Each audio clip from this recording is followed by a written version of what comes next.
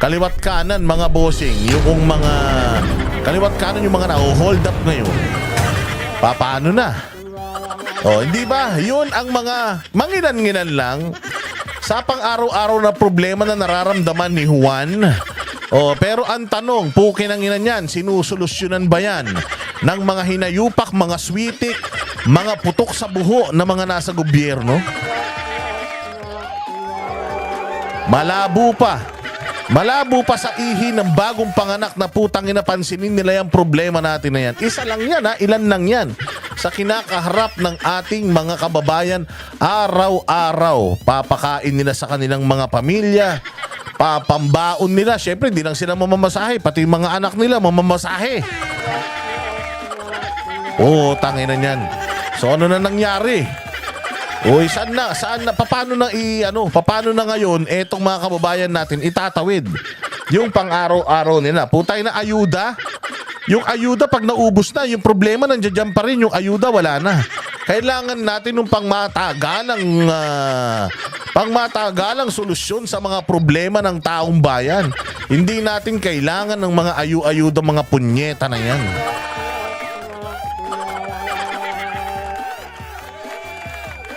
Ang laki-laki ng problema ng bayang Pilipinas.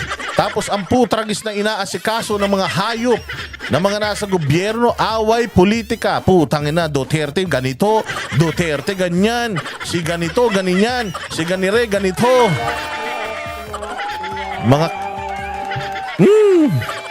Mga ukininayo amin. Hindi totoo yan ha. Anong pinoproblema ng Tricom? Ang pinoproblema ng Tricom ha, mantakin nyo ha, ang daming problema ng bayang Pilipinas, ilan lang yung binanggit ko ha. Hindi ko na nga tinambayan, kasi pag tinambayan ko, sigurado ko, lahat kayo magsesentimiento na naman eh. Pero tingnan mo, ang dami pang problema ng bayan natin Pilipinas. Meron pang problema sa kalusugan, problema sa agrikultura, lahat may problema. Anong ginagawa ng Kongreso? Sinusolusyonan? Putangin na yan. Ano ang pinagtututukan ng pansin ng mga buwaka ng ina? Ang pinagtututukan ng pansin, ipatawag yung mga vlogger, ipatawag, mantakin mo, special session. Special session para sa mga vloggers. Pukin ang ina niyan. Ang daming problema ng bayan, pero yung vloggers ang pinagtutuunan ng pansin. Sarado na Kongreso, meron pa silang special sessions. Yung iba nga nangangampanya na eh. Tapos sila may special session sila. Takala mo, state of calamity yung issue nila sa mga vloggers. Hayop na yan. Tangina niyan. Tapos makikita mo, lahat, general, pinakukulong. Pinakukulong yung mga dating mga opisyal ng gobyerno. Dating mga spokesperson, dating mga general, mga current na mga koronel, putang ina kung nagawa nila sa mga yan. Di kayang-kaya din nilang gawin sa mga vlogger yan. Yung iba naman mga kupal dyan, sinasabi, wala pala kayo eh. Matapang lang pala kayo sa vlog nyo eh, natural. Tanggalan nyo ng rules dyan. Walang kulungan.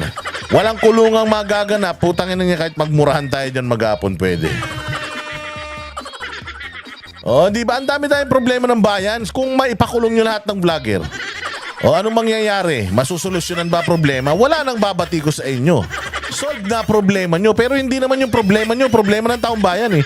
Ang problema ng taong bayan, yung mga issues ng pang-araw-araw. Mahal na bilihin, transportasyon, baon, pagkain, security of tenure. Yun ang mga problema. Yun ang special sessions nyo. Ang daming droga, ang daming nangangamatay, ang daming mga pagnanakaw, mayroon pang bycam. Yun ang dapat na pinagtutuunan nyo ng pansin. Diba? Mga hayop. Tapos yung magaling nating presidente. Yung magaling nating presidente, ano ang kanyang ginagawa? Ayun. Sinusolusyonan ang problema ng Pilipinas? Hindi. Nangangampanya na, naninira na ng mga kalaban niya ng fake news. Sabi ko nga sa inyo eh. Inuuna nyong trabahuhin. Inuuna nyong trabahuhin yung mga vloggers na nasabi nyo fake news. Putang ina, bibigyan ko kayo ngayon ng sample kung sino ang fake news. At nananalangin ako na sana lang po ang Kongreso ay ipatawag din ang hari ng fake news sa Pilipinas. O ito, pakinggan natin ang fake news sa bayang Pilipinas. Oy, wait lang naman, wait lang, galit ka kaagad eh. O eto pakinggan nyong maigi. Ang mamang punong-puno ng kapekean sa katawan, puros katarantaduhan, wala namang alam. Inuuna yung pagsita sa kalaban sa politika kaysa sa problema ng bayang Pilipinas. Punyemas ka, hindi problema ng Pilipinas ang PDP laban. Ang problema, ang kahirapan. Nilalabanan mo ba? Walay. Sinasabi ko sa inyong manluloko. O eto, panoorin natin mga bossing, yung hari ng fake news na nangangampanya ngayon sa bagong alyansa ng mga kawatan. Oo, bagong alyansa ng mga pusakal. Ano sila? BAP. O, bagong alyansa ng mga pusakal. O, pakinggan ninyo. Itong mga kabalbalan. Itong mga kaululan. O, nung kanilang campaign manager. Kung manloloko yung campaign manager. O, ano ang tawag doon sa mga ikinakampanya? Di katulad din niya. Mga loko-loko din. O, eto, pasok. Wala kayong maririnig na masamang balita tungkol dito sa ating mga kandidato. Oy, wala daw. Wala daw maririnig na masamang balita tungkol sa mga kandidato niya. Sige, pasok. Wala sa kanila ang nagsisip-sip po sa China. Oy, wala daw. Wala daw sa kanila nagsisip-sip sa China. Pati si Russell Westbrook nagalit. Oh. What? 1 minute later. Bilateral agreement with China, we must continue to engage China. Anong Utangin na. Sinungaling, fake news ka talaga, bongbong. Oy, Tricom, patawag nyo na to. So ngayon, wala daw sip-sip sa China. Pero noon, putya, kailangan daw natin ituloy yung relasyon natin sa China. Bongbong. Tanga ka? Putang ina mo ka, hindi ka nahihiya sa sarili mo? Pag napapanood mo itong mga ganitong content, bongbong, putang ina mo, wala kang hiya. Ha? Saan ka kumukuha ng kapal ng muka? Para masabi mo ngayon lahat ng mga kabangagan mo. O noon, maayos-ayos ka pa ng konti. O, diretso. ibang mga solusyon? Sasabihin natin, yung United States, pumasok uli kayo dito sa Pilipinas, kayo mag-defend sa atin. Hindi na pwede yun. Putang ina mo. Hindi na pwede yun. Putang ina ka nung umupo ka, siyam na EDCA site yung ibinigay mo sa kanila. Tratado ka. Ang ina mambubudol talaga, manluloko eh. So ganito ang gagawin ng mga hinayupak na yan. Ngayon, mangangako sa inyo yan. Matatamis na salita. Katulad nung ginagawa niya noon. O, tapos, pagkatapos niya, pag nakuha na nila yung matamis yung matamis yung boto, anong gagawin na ng mga hinayupak na yan? Wala na silang paki sa inyo. Katulad ng ginagawa ni BBM ngayon. Lahat ng sinasabi niya nung 2022 campaign, tama. Lahat ng gusto natin marinig, naririnig natin. Lahat ng mga proyekto ni Duterte itutuloy. Binoto nyo naman, hindi ba? Galing-galing. O putang ina, pag upo, anong unang-unang ginawa? Inayos lahat ng kayamanan nila. Pumunta ng Amerika. Pagbalik, satanas na. O, di ba? Ang ayos-ayos. Nandito pa lang, ang ayos-ayos. Putang ina, matino pa. Di ba? Maayos pa itsura. Putya, nagpunta lang ng Amerika. Pagbalik, ang dami ng sungay. Putya, lahat na sinuwag. Sinuwag si Quiboloy, sinuwag ang mga Duterte, sinuwag ang mamamayang Pilipino. Kupal. O, diretso. Talking about, man? Na pumapalak, yung iba pumapalak pa, na tuwan-tuwa, na pagka binobomba po ng tubig ang ating mga Coast Guard, kapag hinaharang ang ating mangingisda at ninanakaw sa kanila ang kanilang huli. What? 1 minute Ayan daw. Hinanakaw daw yung mga huli. O, diretso. later. Simula nung umupo si BBM, sa totoo lang, naging ano kami, baga lagi na lang kaming sinisita ng mga barko, baga tinatabihan kami. Yung nakaupo pa si Tatay Digong, buhay kami, malaya kami nakakapangisda. Yun naman pala eh. Anak ng tinapay ka talaga, Bongbong. Kasalanan mo naman pala eh. Ikaw pala ang may kasalanan kung bakit nagkakahirap kandahirap-hirap tayo dyan sa West Philippine Sea, South China Sea na yan. Dahil pala sa kabubuhan mo. Ito galing na mismo kay Anthony Collado na mangingisda mula sa Zambales. Noong panahon daw ni Duterte, malaya silang nakakapangisda. Maayos yung kanilang kalagayan. Pero ngayon, noong dumating kang hayop ka, ganyan na, hinaharas na sila. Alam mo kung bakit? Tanga ka eh. Usapan, makikipagkaibigan ka sa China. Anong ginawa mo? Nakipagkaibigan ka dun sa kalaban nila. O ano nangyari ngayon sa bayan? O, binaharas yung mga natin, mga ngisda. Nagkaroon pa ng EDCA sites dito na Siam. Nakapasok pa yung mga Afghanistan na mga Taliban na pwedeng maging mga teroristang bago sa Pilipinas. Yan. Napakagaling mo talaga, Bongbong. Salot ka talaga. Yang pamilya nyo talaga ang salot at ang malas, ang balat sa puwet ng bayang Pilipinas. Switik ka. Animal o diretso. Sa Scalboro. Yun po ang totoo.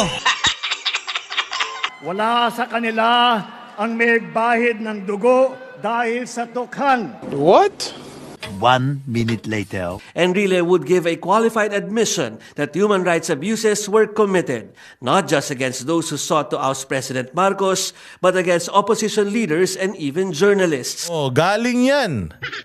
Galing ito sa alalay mo na yung tatay mo mamamatay tao. Journalist, lahat ng mga tumutuligsa, pinagpapapatay ninyo, pinagkukulong ninyo. Kung magsalita ka, akala mo kalinis-linis ng konsensya mo. Kung magsalita ka, akala mo putang ina uminom ka ng Tide. Pumuti yung kaluluwa mo. Hindi. Putang ina, hindi nyo na maitatago ang history. Alam yan ng buong mundo na yung tatay mo bukod sa pinakamagnanakaw sa Pilipinas, ang daming nangamatay nung panahon niya. Habang kinukulimbat ng tatay mo yung pera ng bayang Pilipinas, ikaw, nasang ka? Sinisinghot mo lahat ng pwede mo singhutin. Kinakain mo lahat ng masasarap na pagkain. Nagpasasa kayo. Kayong pamilya nagpasasa sa pera ng taong bayan.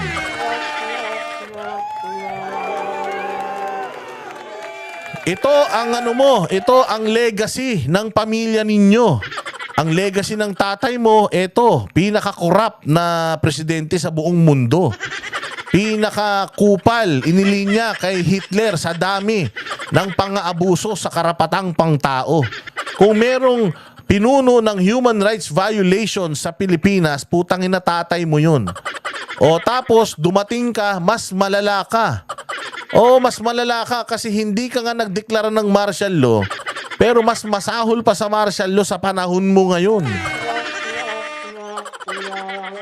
Ganyan kasama ang pamilya nyo at ganyan kabulok ang Marcos na mga pangalan nyo.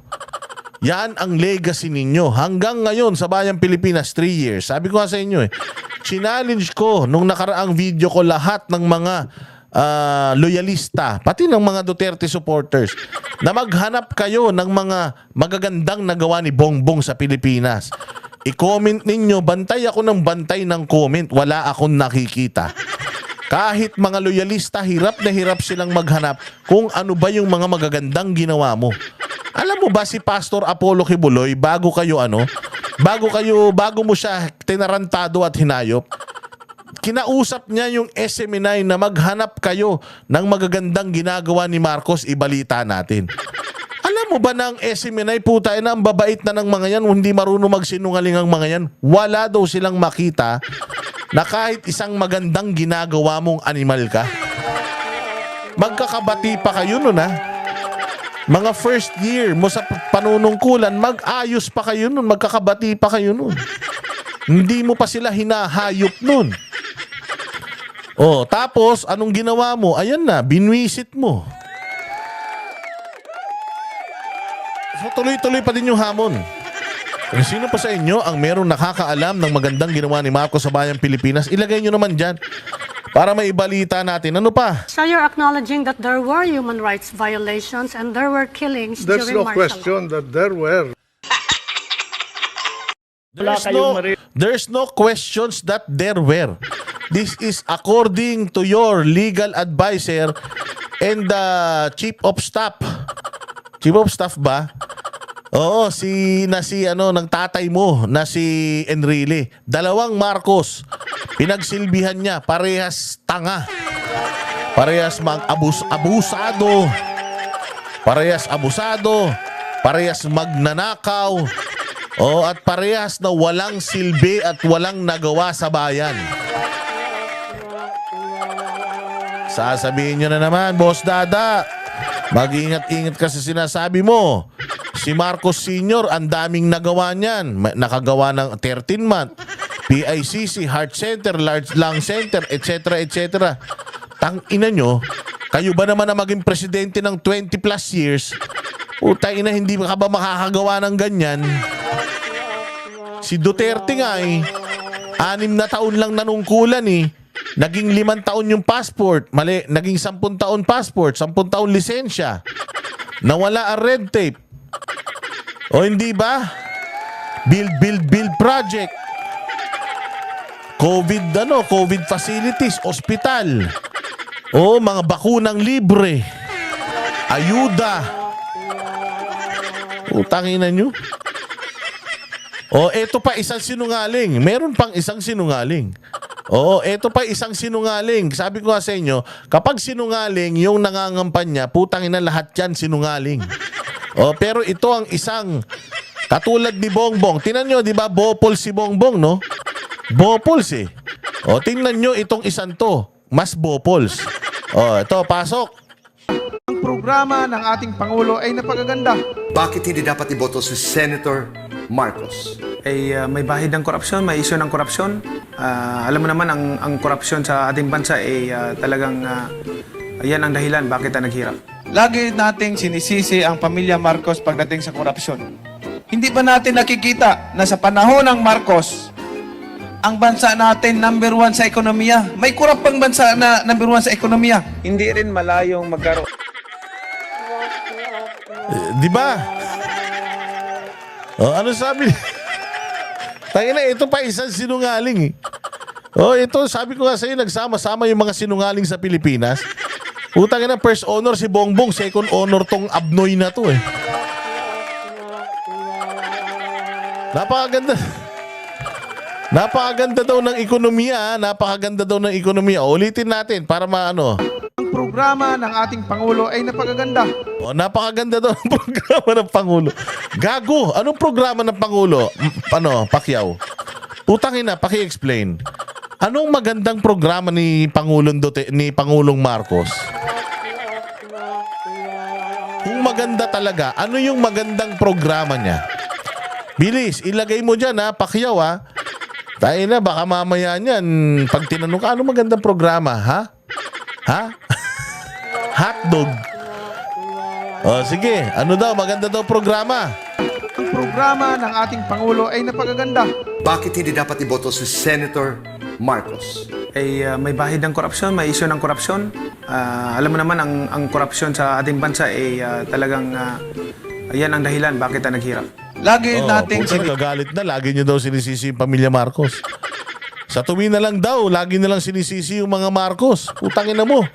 Ikaw nga na una nung 2022 pa, puro sisi ka na sa mga Marcos, gago ka Hukin ang ina mo ka. Tapos ngayon gusto mo, paniwalain mo kami na tama ka, siya mali, kami mali. Ulul. Ina mo, sinungaling ka din, katulad ka rin ni Bongbong. May alter ego ka din. Sabi ni Mike Abe, after ego. Punta ano yan, dalawa schizophrenia, may dalawa kang pagkatao. Tangina, nag-iisa ka lang sa mundo, dalawa yung utak mo. Dati magnanakaw sila, ngayon nagagalit ka na pag sinasabihan sila magnanakaw. Dati sinasabi mo na bilyon, trilyon ang ninakaw sa Pilipinas yan. Ngayon, ayaw mo na silang tawagin magnanakaw. Magkano? Magkano ang ibinayad sa'yo? Yaman-yaman mo na eh. Dami-dami mo ng pera. Dami-dami mo ng pera, gumaganyan ka pa. Hindi ba natin nakikita na sa panahon ng Marcos, ang bansa natin number 1 sa ekonomiya? May kurap pang bansa na number 1 sa Putangin na mo ekonomiya. ka. Hindi. Saan galing yung number 1 sa ekonomiyang hayop ka? Nasuntok ka siguro sa ulo kaya yan ang nakita mo, number 1 sa ekonomiya. Tarantado. Tayo na nga, iwan na tayo, gago. Putangin na mo, paano tayo naging number 1 sa ekonomiya? Wala nang makain mga Pilipino, tarantado ka. Tanginan to, saan ba nag-aral ng economics ng gagon to? Tanginan mo, anong alam mo sa ekonomiya? Ano alam mo sa ekonomiyang hayop ka? Hindi ka naman ekonomista.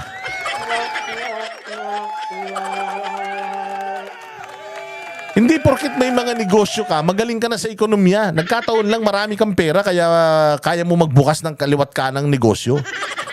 Pero puta, hindi ka magaling na negosyante, Manny Pacquiao. Tangina, ano bang produkto mo na kumalat na sa buong Pilipinas? Wala, puros ka lang naman mga franchise ng mga, kung meron kang gasolinahan, nagpa-franchise ka lang naman gasolina. Magtayo ka na sa sarili mong gasolinahan.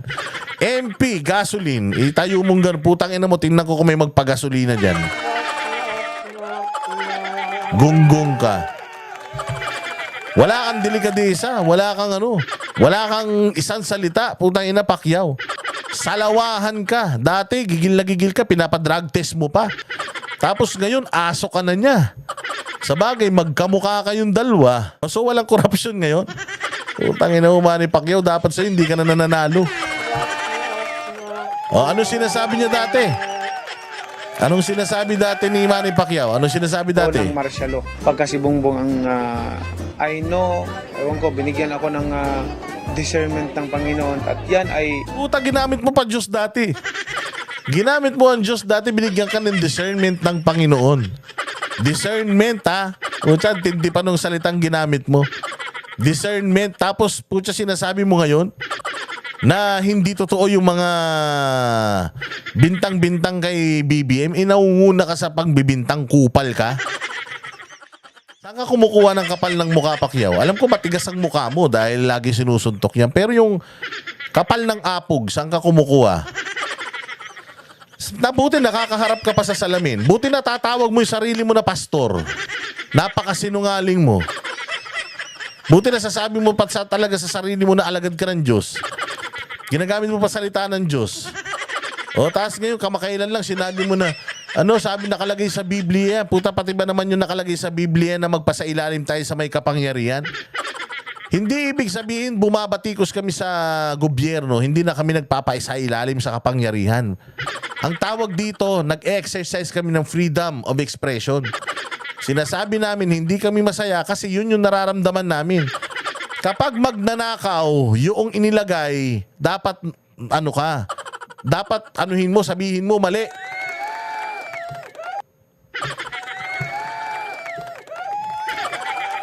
Pag mali, sabihin mo, mali. Hindi yung mali, ginagawa mong tama. Ginamit nyo pang Biblia at ang Diyos, hayop ka.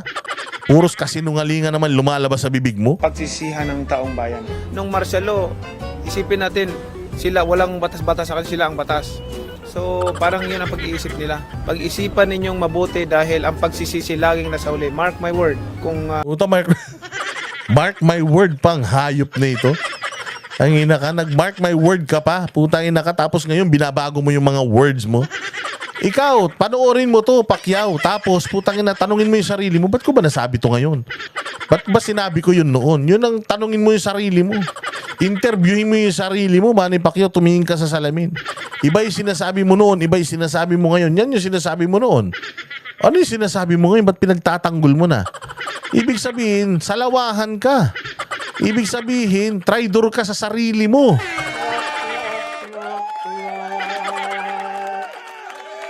Alam ko naman nakalugna utak mo. Alam ko naman na puta maluwag na ang mga tornilyo mo. Siyempre ba naman, puta na, lagi ka sinusuntok sa ulo eh. Talaga naman luluwag ang tornilyo mo. Kapag ka maluwag na tornilyo, magpahinga na. O magpahinga ka na lang, magsabong ka na lang, Pacquiao. gusto nyong magkaroon tayo ng martial law ulit, then iboto nyo siya. At nakita ko ang programa ng Pangulo dito sa Bagong Pilipinas Hindi ba dapat suportahan natin? Hindi pa maganda yan? Utangin na mo. Gago, anong ang programa sinasabi mo? Anong mga programa ilabas mo? Utang, wala kang masabi kung anong programa tas gusto mo magpasalamat kami. Gago! Trabaho ng presidente ang gumalaw, pagandahin ng Pilipinas. Punyeta ka. Hindi tayo dapat magpasalamat dun. Gago. Gunggong. Ikaw talaga si Manny Itlog. Utangin na puro itlog ang laman ng utak mo. Sa totoo lang, Manny Itlog, ha? Utangin na trabaho ng presidente yan. Bakit mo siya pasasalamatan? Ha? Hinalal ng bayan yan para magtrabaho para sa Pilipinas. Ba't mo pasasalamatan? Si PRRD nga, pinasasalamatan namin, ayaw niya eh. Gumawa pa kami ng salamat PRRD dahil sa dami na nagawa niya sa Pilipinas, pero he's still humble. Kailan ka pa naging apologist at kailan ka pa naging cheerleader ni Bongbong Marcos, hayop ka? Tinan mo, sinasabi mo dati.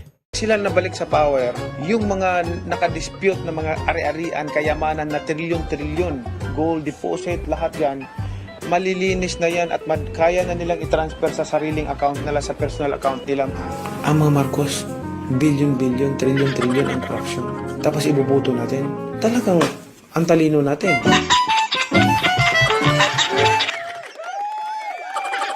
Ay, tinan mo yung mukha, oh. Hindi, ito maaring akala nyo pinaglalaruan lang natin to, pero hindi, seryosong bagay ito. Paano nyo iboboto yung ganitong mga politiko? Yan, yung mga ganyang mga politiko. Puta, mukhang aso. Oh. Paano inyo iboboto yung ganyang mga politiko? Mga sinungaling. Walang isang salita. Kung hindi nga sila loyal sa mga sarili nilang opinyon eh. Paano pa sila magiging loyal sa inyo bilang tagapaglingkod bayan? Sinira mo ng husto, Manny Pacquiao. Sira na nga yung mukha mo eh. Pati ba naman reputasyon mo, sinira mo. Sabi ko nga sa'yo, disappointed ako, Pacquiao, kasi kaya mo naman tumakbo mag-isa. Tumakbo ka nga ng presidente nung nakaraang eleksyon na mag-isa, ngayon pa kaya senador. Gusto ka pa naman ng tao eh, pero bakit ibinenta mo yung kaluluwa mo sa demonyo? Ha?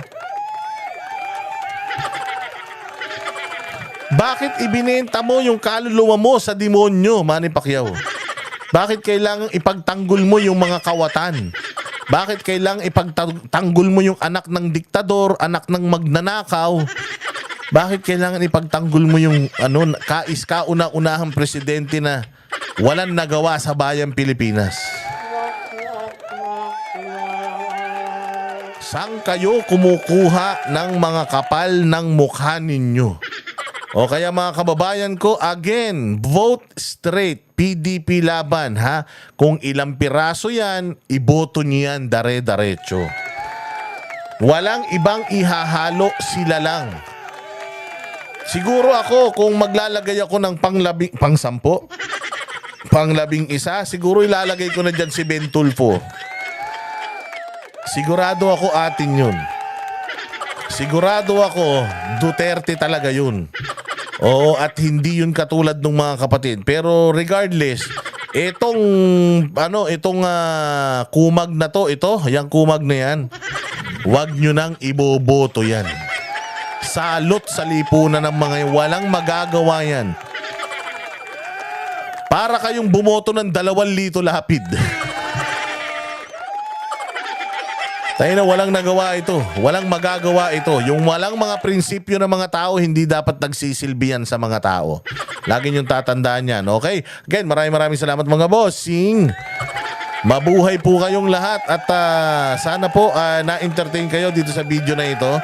Sa mga na-entertain sa video na ito, please like and share mga bossing. Like, share. At salamat po sa mga nagsusuper thanks. Yung meron dyan puso na may $sign. Yan po yung super thanks. Salamat po sa mga nagsusuper thanks sa atin nung nakaraang video natin. Marami po nagpa-super thanks. Maraming salamat po. Agyaman Aklaunay, Apo. Salamat po sa inyong tulong sa channel natin. Magpapatuloy po ang independent ang channel natin. Walang may-ari, walang magbabayad. Lahat babanatan natin, basta mali, banatan natin. Pag tama, palakpakan natin. Pag may ginawang tama to si Singa nga.